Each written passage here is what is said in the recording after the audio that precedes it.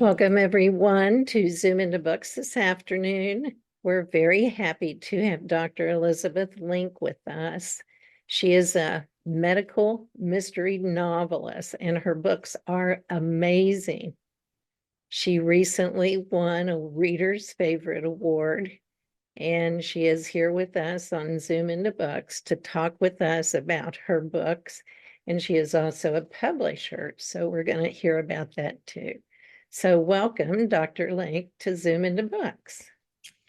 Yeah, thank you, Kathy, so much for this kind introduction, and thank you for having me. And I thought maybe I start with a little introduction with a PowerPoint, which I can share here. And so I'm sharing my screen and I put it into vision mode. Can you see it okay? Okay, yeah. So my full name is Heike Daldrup-Link, Heike Elisabeth Daldrup-Link, and I actually publish under my pen name, which is my second name, and my last name, which is Elisabeth Link. And I wanted to start with a little background about myself. Here you see some photos. When I was a child, I grew up in the north of Germany, in a very small town with about 5,000 inhabitants. And in the summer, we would always travel to the Alps and we would go hiking there. And this was one of my favorite times throughout the year. And during my entire upbringing, I never heard that I couldn't do anything. I was always encouraged by my parents that I was able to tackle any challenge that came to my mind. And here you see some evidence of that, where we went hiking on a 4,000-meter high mountain, which was a big hiking trip, and I was very proud to make it all the way to the top. So in school, I happened to be a quick learner, and I made it from the best local schools in my area and then in Germany all the way to North America. I first started as a research fellow at the University of California in San Francisco, and then from there I was hired as a faculty to join Stanford University. At Stanford, I'm now a professor of radiology in the hospital. I'm a pediatric radiologist. That means I read X-rays and medical imaging studies of children. And I also have a basic and translational science lab. So I also work as a scientist. Here you see my research group. And here you see our residents from the clinic. And here is a photo from a ceremony at the American Institute of Medical and Biomedical Engineering. This is a foundation for the top 2% of biomedical engineers in the United States. And I was lucky to be inducted by the AIMBE in Washington, D.C. in the Academy of Sciences. And so that was clearly one of my most notable career steps. So while I was making my way up the ranks, I encountered a phenomenon that you can see in this cartoon here. And that was that if you are slightly different than other people in the room, then the majority has a tendency to criticize the minority member. And this has been described in the literature. Here you see a research publication from the American College of Radiology, and they found that women and underrepresented minorities disproportionately experience unfair or disrespectful treatment in the workplace. And I would go so far that I don't think that that might necessarily be a woman-specific phenomenon. I actually think this is a phenomenon that anybody can experience who finds themselves to be different among a majority of other people. And to show that, I want to show you this photo here. These are 4 policemen. And when you look at this photo, you might think that this policeman there on the bike looks funny, right? So this is a typical reaction of us humans who are social creatures. So we like to live in groups, and we immediately spot the person who is different, and we try to assimilate and integrate that person. So if you think about it from a rational point of view, there's nothing wrong with a policeman on a bike, but in this context, it looks funny. So I can talk to this phenomenon from the perspective of women in science and medicine. In many aspects of science and medicine, we are still the minority, and we face such challenges of criticisms or hurdles, or we have to prove ourselves over and over again in order to be taken serious. And I actually like to review and tell the stories of bold and strong women who tackle these challenges effectively. And this is essentially at the heart of my storytelling business. So I also approach this from a nonfiction point of view. So I have some books that deal with practical insights. There's one book on navigating workplace challenges in academia. This has been ranked as #1 under college guidelines on Amazon. And I also published and edited a book on diversity in medicine, where I actually interviewed many different people in the field of medicine, young and old people, trainees and professors and staff, females and males, people from different religious backgrounds, people with and without disabilities, so many, and people of different ethnic and racial backgrounds. So people from many, many different backgrounds would share their point of view. And so if this is something that interests you, we actually have a little collection on that as well. So as I mentioned, I was really interested also in storytelling, and I'm currently member of the Pegasus Physician Writers at Stanford, a group of physicians who come together to write creatively. And through this group, I received some formal training, and so far I have published 3 novels. The first one was at the interface of science and storytelling. This is the story of the stolen brain chip. It actually contains real X-rays that detectives take as clues in order to solve a mystery. The second one was a story of a young scientist who was murdered, and who was in the process of uncovering some unethical research practices at an elite university. That is the story of Who Killed Nia Jones, and that story received a Reader's Favorite Award. And most recently, my newest novel is The Claim, and that is the story of a medical insurance agent, Dr. Frida Ending, who was abducted in San Francisco and who disappears without a trace. And I want to share, a little more details about the story of The Claim. This story actually starts with FBI agent Angus Weber, who is a workaholic. He works all the time. He has been single for a long time, and he's currently working at the FBI headquarters. And he arranged for the first time for many, many years for a date with a colleague from the CIA, Dr. Anya Segon. And in order to reach the restaurant in downtown San Francisco, he has to walk a narrow street, which is shown here. And this is an actual street in San Francisco. And in front of him walks a young woman.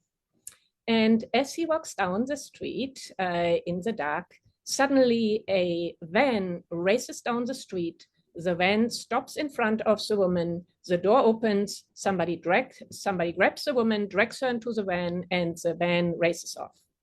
Angus tries to stop the van. He pulls out his gun and he tries to shoot one of the wheels. And he thinks he might have gotten one, but maybe not completely. And he runs after the van, and the van disappears with the woman. So now Angus teams up with his CIA colleague, Dr. Anya Segong, and together they try to find and release the woman. The woman actually dropped a bag, and within the bag there are medical files of patients from a hospital in Silicon Valley. And so their search and investigation leads them to the beautiful hills among the redwood trees in front of San Francisco. And there is a hospital, which is an imaginary hospital. It doesn't really exist. And in that hospital, the investigator team finds out all claims, insurance claims of children with cancer have been suddenly approved.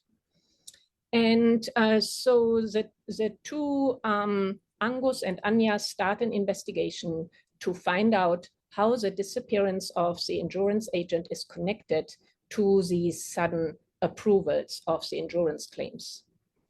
As it turns out, another FBI agent is currently on the oncology ward as a parent with his son who has a kidney tumor.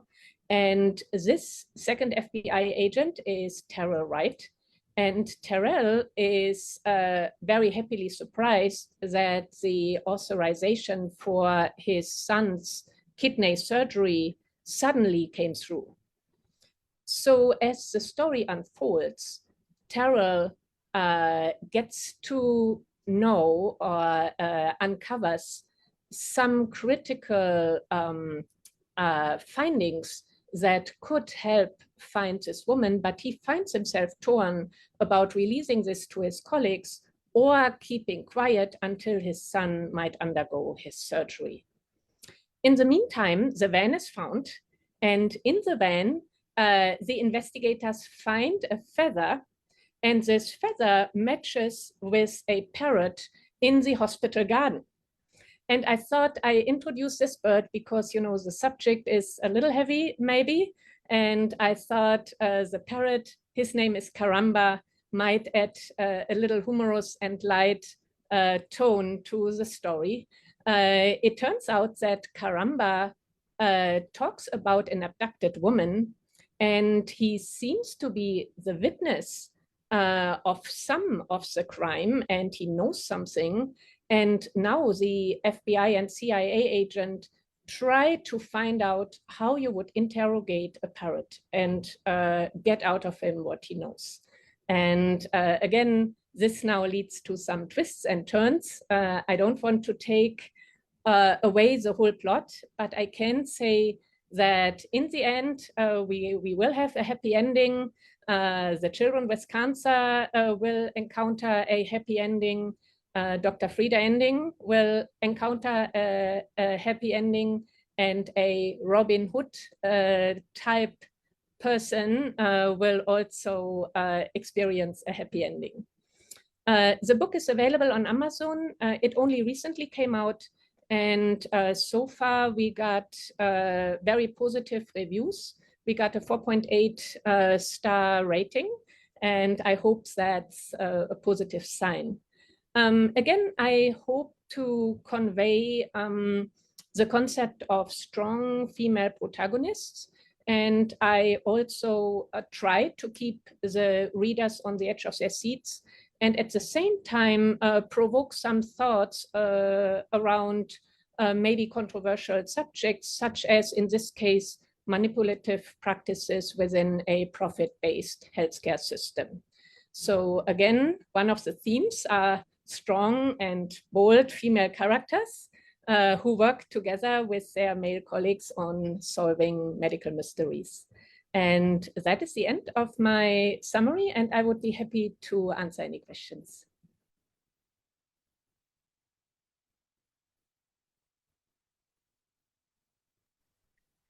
That's very interesting, Dr. Link. You've got everyone's interest peaked here. This is great.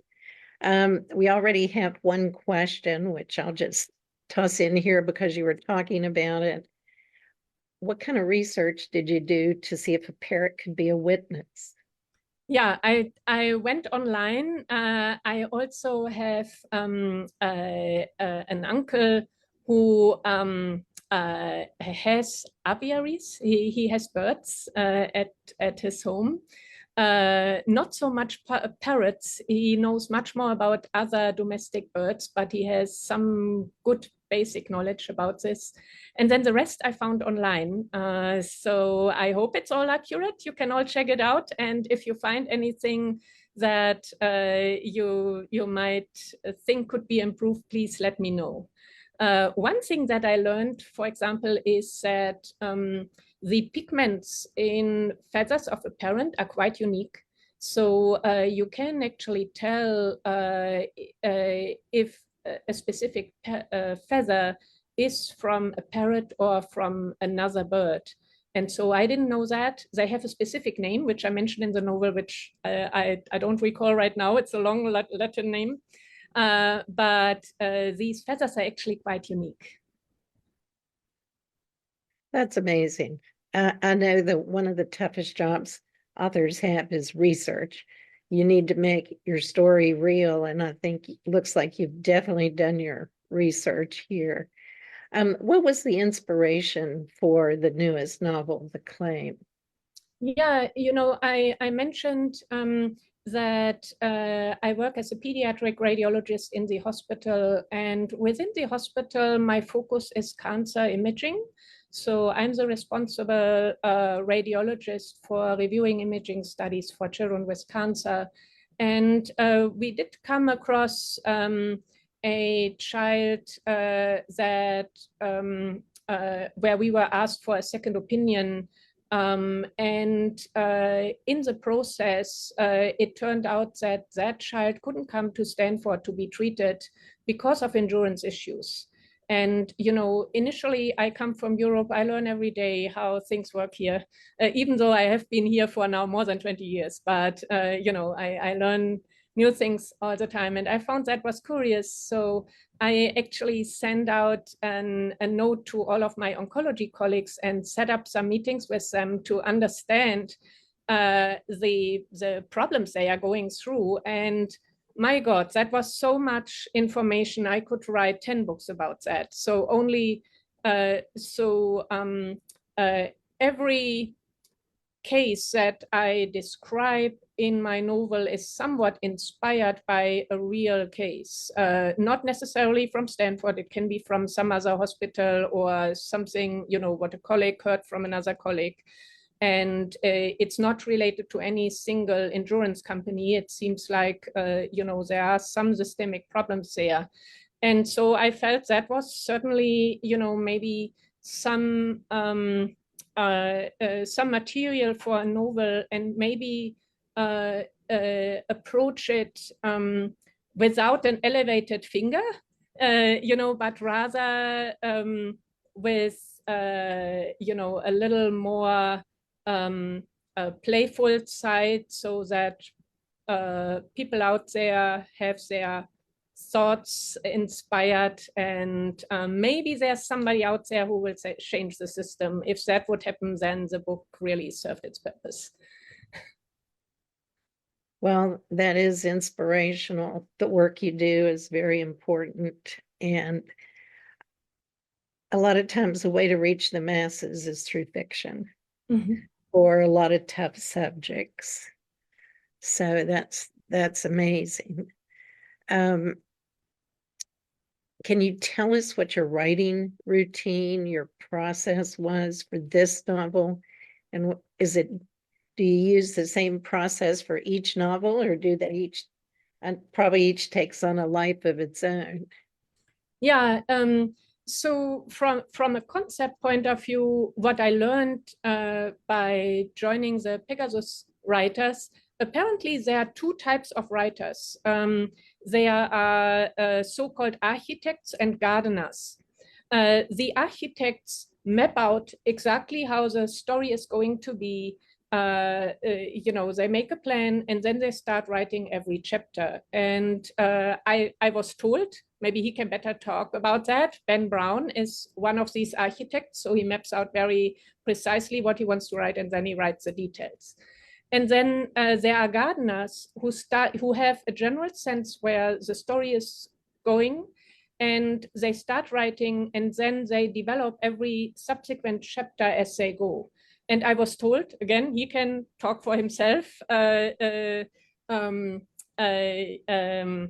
God. Now I blank on him. Oh, Stephen King is a gardener.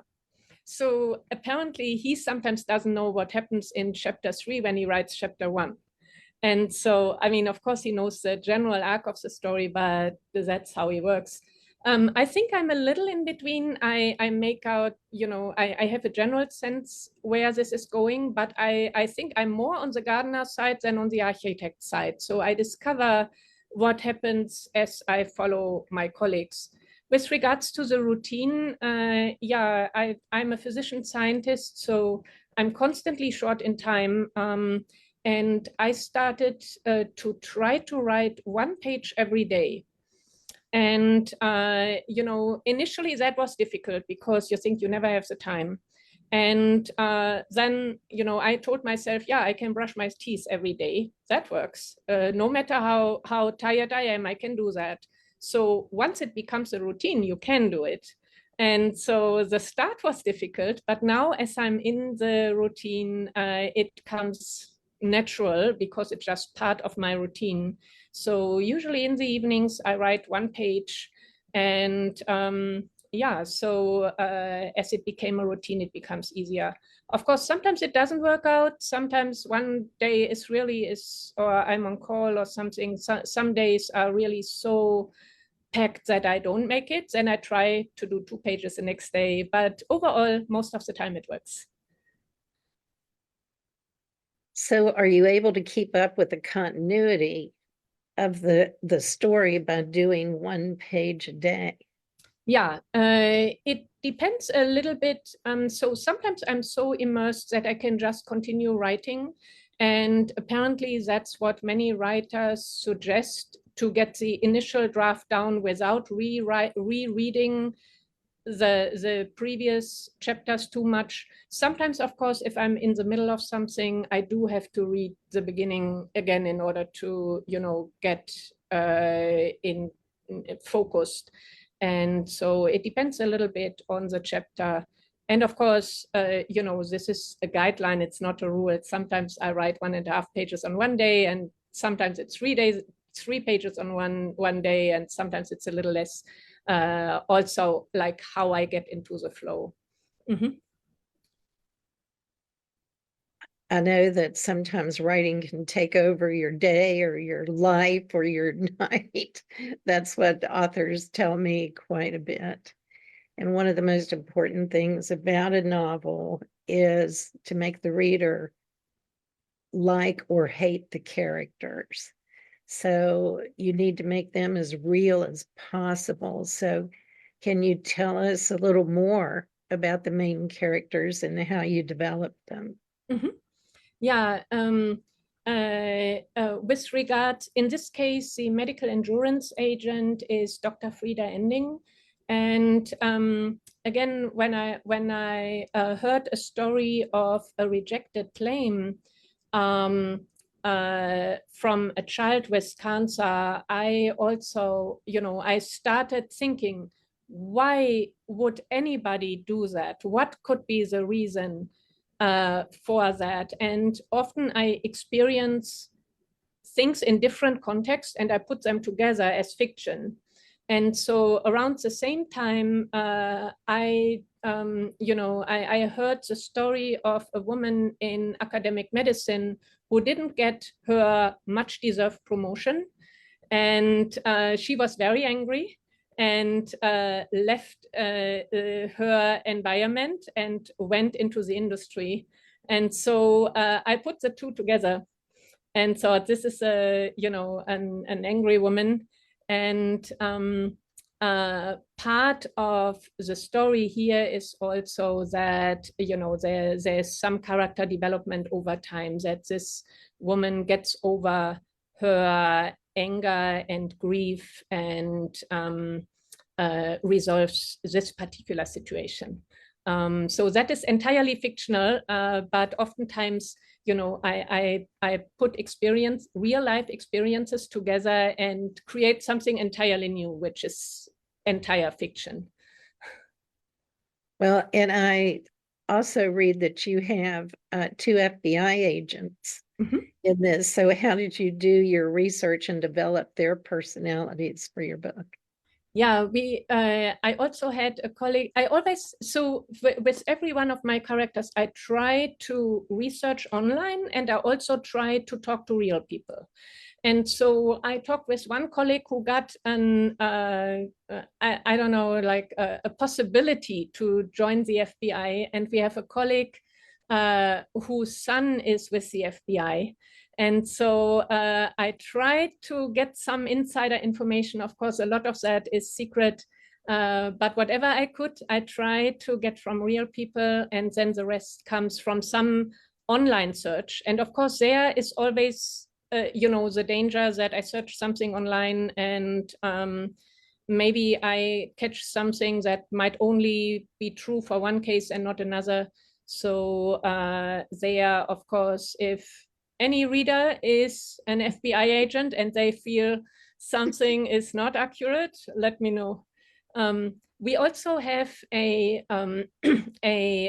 authors group through the Pegasus Physician Writers, and we read our stories in order to get feedback. And so an interesting detail with regards to the FBI agent is, of course, he has to have a gun. I thought, you know, otherwise, at least it wouldn't work in my mind. And I have never had a gun in my hand in my life. I don't know how that works. So initially, I wrote a scene where the FBI agent pulls his gun and he shoots at the wheel of the disappearing van, and then he puts it under his belt. And then one of my author colleagues said, "What FBI agent is that? Nobody would ever do that. They would shoot themselves into the foot or something." And so, of course, they have a holster. So I gave my FBI agent a holster, which I had totally missed. So yeah, sometimes also the feedback from the other author colleagues and people who have other experiences can really help to make the situation real. I know many authors use a critique group, and they are worth their weight in gold. So for future authors out there, there's a lot of groups you can join. And the mix in a critique group ranges widely from first-time authors to sometimes New York Times bestselling authors. And it's a great way to meet people who love what you love. So as we just heard, and those are the kind of things that will stand out to some readers who are familiar. So that's why your research needs to be good. Is there a particular character that you feel most connected to in this book? Yeah, so since I'm a female, I do closely associate with the female characters in my book. So I could feel some of Dr. Frieda Ending's challenges, you know, getting through the system and then seeing others getting ahead of her while, you know, she doesn't seem to get the advancement that she wants. So I thought that was an important point to make, and maybe also inspire others to maybe see this from that point of view. I also liked my and associated with my CIA agent, Dr. Anya Segon. She's also an ER physician. And so she wears two hats and tries to scramble different tasks. And she also puts different puzzle elements together and ultimately has a main role in uncovering who the abductor is and how to solve the case. And she also has a major role in releasing Dr. Frieda Ending. So I associated with both of them. I tried to make both of them strong characters. Dr. Frieda Ending is not just a victim. She's very proactive, which I feel is very important to convey the concept you are not a victim in this system. You can take action, and she does. She escapes all the time, and her abductor tries to, get her back. So she's a very proactive, strong woman. So again, I associated very much with these characters. My husband is a radiologist. He provides me with a lot of feedback. And so I also try to make these stories appealing to people from many different backgrounds. So that's why I have two male FBI agents there who have a strong role there as well. They also help with the investigations. And so the different characters work together on solving the case. That's great. I know that most books have a theme or a message woven into the story, and generally these are personal to the author. Can you speak to that about your new novel, The Claim? Yeah, and I'm sorry, there's a ring in my back, but it will disappear in just a second.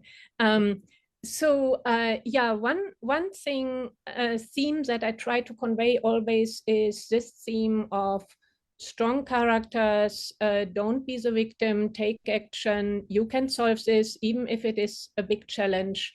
I also try to convey the concept that we are all heroes in waiting. So you don't have to be an FBI agent. You can be anyone. And you can have a major role in, making the world better. For this particular study, for this particular story, I always look for a quote also that summarizes maybe a little bit of the overall concept of the book. In this case, I chose a quote about how to uncover the truth. And it's in the front of my book. It's about, and I don't have it in front of me, I would have to bring it up, but it's essentially, truth is like gold. You don't find it by looking for more and more and more truth, but you find it by peeling away everything that is not gold. And so I like that. So in this kind of mystery, the investigators have to find out what is true, what is not true, and how do I find the truth. So that is a little more like from a philosophical point of view, the gist of the story. Is any part of this book taken from your own personal experience within the healthcare system or insurance system? Yeah, I initially, when I researched, I did meet with my oncology colleagues. As a radiologist, I do not have, fortunately, to authorize insurance claims personally, but my oncologists do have to do that. And so with many insurance authorizations, there's a process that is called peer-to-peer review. So your physician actually needs to call up a counterpart at the insurance. This is usually a health professional. It can be a nurse or a physician who looks at the case and then decide whether a insurance claim is authorized or not. And our oncologist told me that this, and our nurses also told me that this takes away hours and hours and hours of their time. And, that time is taken away from their ability to interact with their patients. And so I tried to also weave that information in with the hopes that maybe somebody reads this who can or many of us read this, who can help to ultimately change this system. Mm-hmm. I know a lot of people would agree with that. Most people hopefully have a favorable outcome with insurance companies, but there are so many that do not. And a book like this shines a spotlight on those problems. What kind of surprising discoveries did you make during your research for this book? The surprising that was so you know, I am a physician by training, so I feel like I know the medical side quite well. I didn't have any major surprises there. I don't want to take away too much away from the plot, but the ultimate plot also involves a hacker who hacks into endurance systems.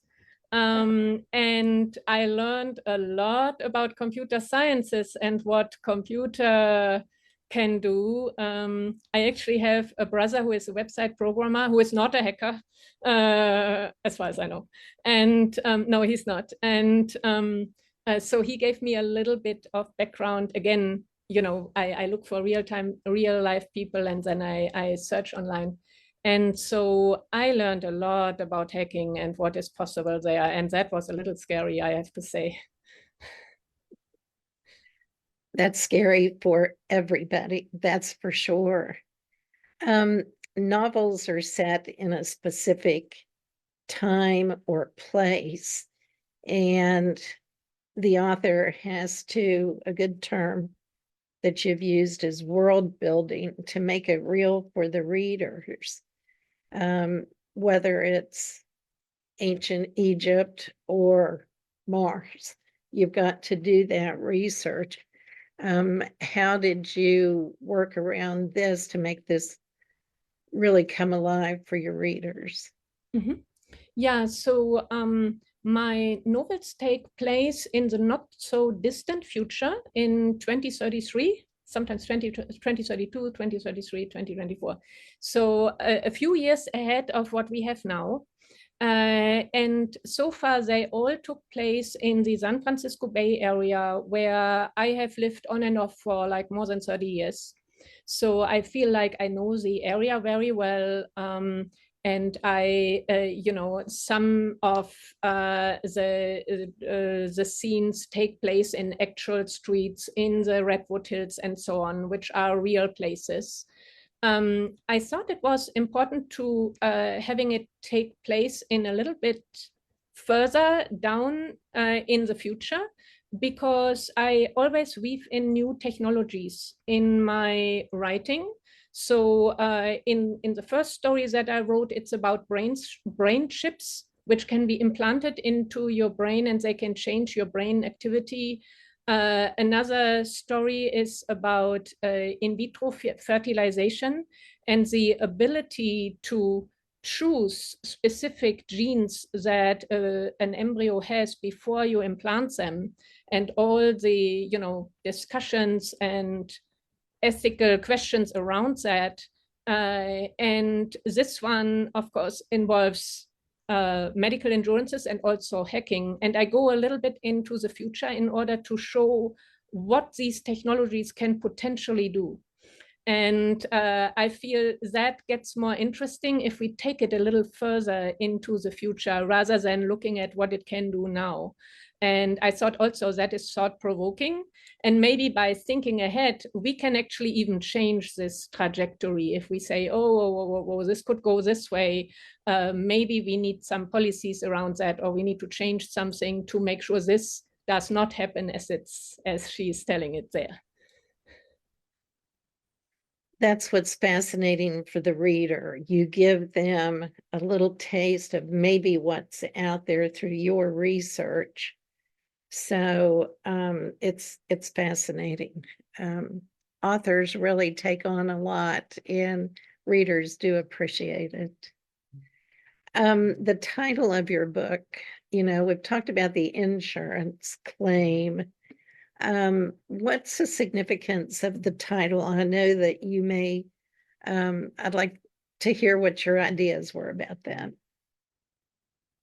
Yeah, so I thought quite a bit. So of course, I also always do some research to make sure it's a new title that is not yet out there. So I hope I got that. And I do like the double meanings of things, if you can get to it. So in this case, we could think about the claim as a medical term.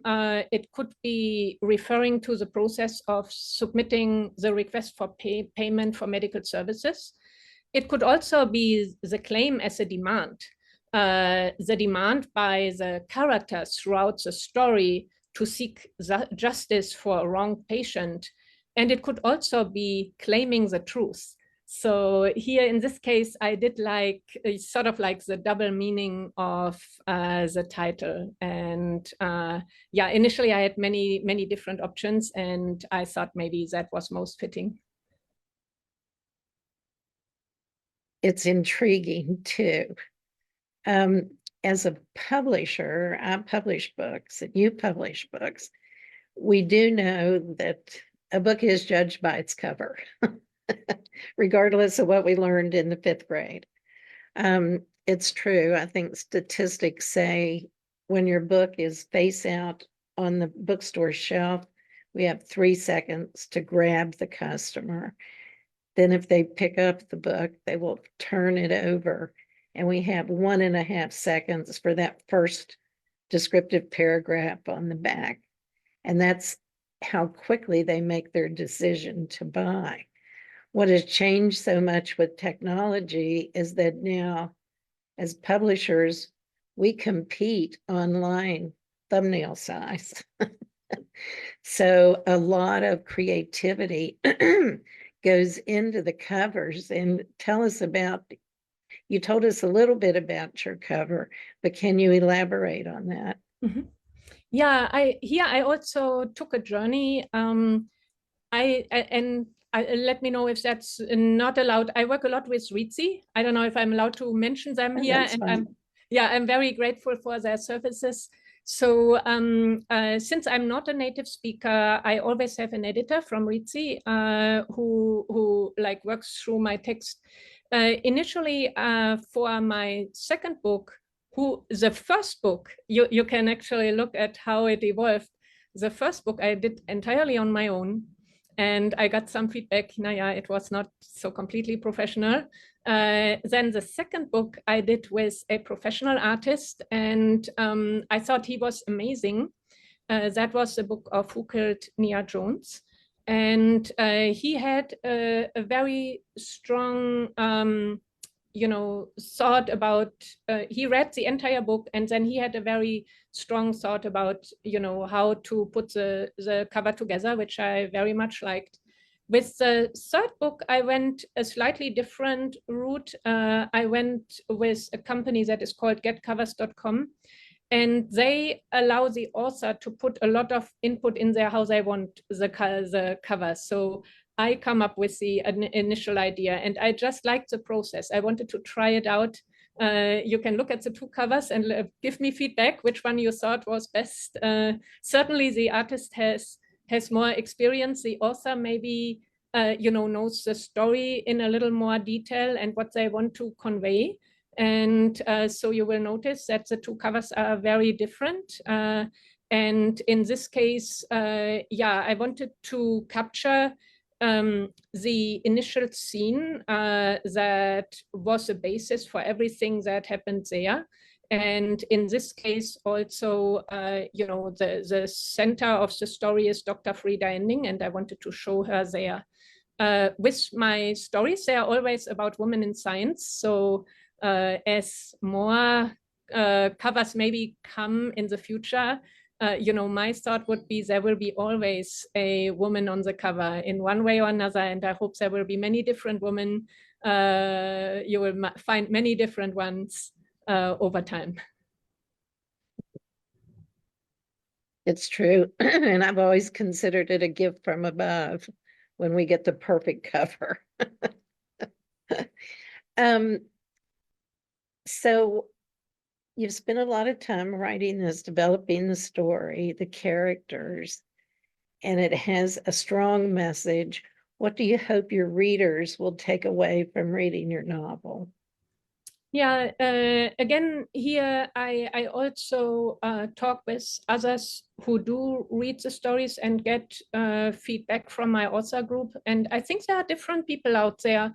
Some just want, when they read a mystery novel or maybe a mystery thriller, they just want to be on the edge of their seat. They want to be really well entertained. And I try to cover that. I think, a book is first and foremost, it should be entertaining. It should be good storytelling. So you should have a hard time putting it down. And that is checkmark number one. If I don't succeed in that, I think then, I don't succeed in anything else down the road. I try in a subtle way to tell stories around some maybe ethical, controversial subjects. And so I try to, stimulate your mind and thoughts around a certain subject so that when you put the book down, you start thinking about it. I don't try to, tell you what you have to think about it. I want everybody to make up their own mind. And I think that's also most effective. One person might take away something else and somebody else because of their different backgrounds and experiences. So again, I don't try to be there with like an elevated finger or something. I just try to tell real life stories and then let the reader make up their minds, and maybe then in a sense makes the world a better place as a result of reading the story. That's exactly right. That's what a good book does. For those of you who have joined us late, we're talking to Dr. Elisabeth Link about her new book, The Claim. We've talked about your writing routine. In the time we have left, what's the advice you have for aspiring writers? We have a lot of first-time authors who watch Zoom into Books. So what's your advice to them? I think, and I just experienced that in another author group. Sometimes you think about a theme and then you are trying to develop a story around that. That, of course, that is one way to do it. Oftentimes, I found what works best for me, and I don't know if it's the same for you, is if some part of the story is rooted in the reality, in a real life experience. And I think most readers are very good in sort of like sensing that. So if there is a core that is taken out of real life, maybe something that you heard from somebody else by people watching, by reading something, an interesting subject that you think is worth to get into in more depth. I personally think that is most fulfilling for most of us. Again, everybody has their own approach. So I would think observe the world, see what you think is noteworthy and interesting. Then with regards to how to get it down, develop a writing routine, whatever works for you, have consistent times, a consistent place where you can best work. I have some author friends who can best work in a coffee shop. That would never work for me, but somehow that works for them. I need a quiet place, but we are all different. And then, of course, I think it's very important to seek feedback, to uncover, certain, there may be some flaws in a story or something that is missing that, a third person would easily find. And if a reader reads a story and there's something that doesn't quite match up, or which is simply wrong, then you lose the reader right there. So I think seeking this feedback is also very, very important. And the other thing is maybe trying out different styles of writing, and that may help you to find your own unique voice. That's all excellent advice. It does take some time to find your voice, and you never want to give up on that. We do have a final question for you here. Do you have any future projects coming up that you can share with your audience? What to look for next? Yeah, I was recently also enrolled in a fellowship of the Stanford Medicine Humanities program. That is a program that joins the humanities and the medical sciences. And there we do have to do a project at this interface. And so my next novel, the title will be The Body Transplant. And so apparently, it is technically possible to transplant a head on another body in living animals, not in a human patient so far. As I just mentioned, my stories take place in the future. So here, my story tells a scientific breakthrough where the first human head is transplanted on another person's body. And then this person suddenly is chased by an assassin. And the person whose head is transplanted is a scientist. So there we go back to the scientists. She had incurable cancer, and she gets the body of a suicide victim. And now an investigation unfolds to find who this assassin is. Of course, there can be a million reasons why somebody would want such a woman dead. And so it is a thriller, and it also, introduces, our potential possibilities of new technologies. And I also, try to get into the ethical gray zone around this and discussions about this.